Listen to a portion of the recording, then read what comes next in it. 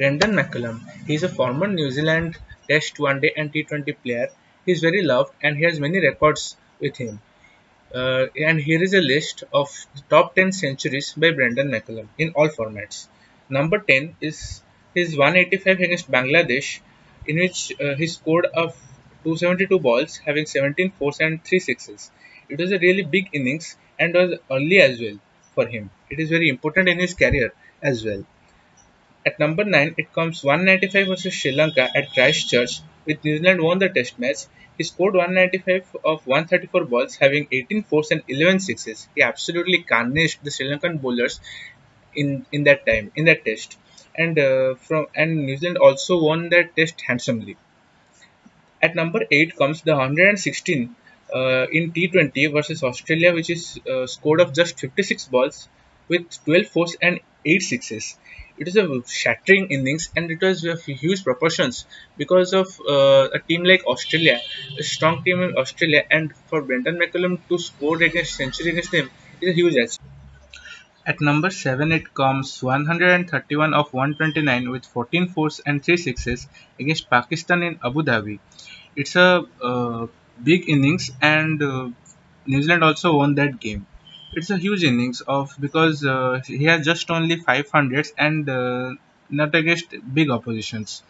At number 6, it comes his most famous innings in IPL 1 at the first match only. Is 158 of 73 balls with 10 fours and 13 sixes. It was KKR versus RCB and it gave a bang to the IPL.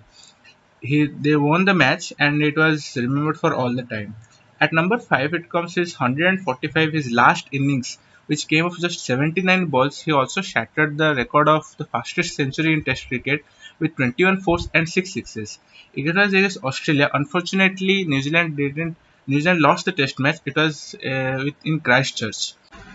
At number 4, it comes the double century against India in Hyderabad, which resulted in a draw. He scored 225 of 308 balls with 24, 22 fours and 4 sixes. It was a huge innings because New Zealand struggles in India and have just won only one test. It was a monumental draw and a very confidence booster for the New Zealand team and Brendon Mccullum as well. At number 3, it comes 224 again against India in 2014 in Auckland, which New Zealand won by just 40 runs. He scored 224 of 307 balls with 29 fours and 5 sixes. It was the start of the purple patch of Brendon McCullum, which led him to the finals of the 2015 World Cup and beyond. At number 2, it comes the 202 against Pakistan in Sharjah, which is scored of 308 balls with 22 fours and 4 sixes. It was a huge innings because it was coming after the death of Philip Hughes, and it was a very emotional time for New Zealand cricketers and for Brendon McCullum especially as well. It was a big innings because Pakistan were in form after beating Australia and again leading the series 1-0 into the third test. It was a huge innings and New Zealand scored a mammoth 690 runs and won by a margin of innings. At number 1, it is undoubtedly his triple century 302 scored of 559 balls with 32 fours and 4 sixes against India in Wellington, which resulted in a famous draw.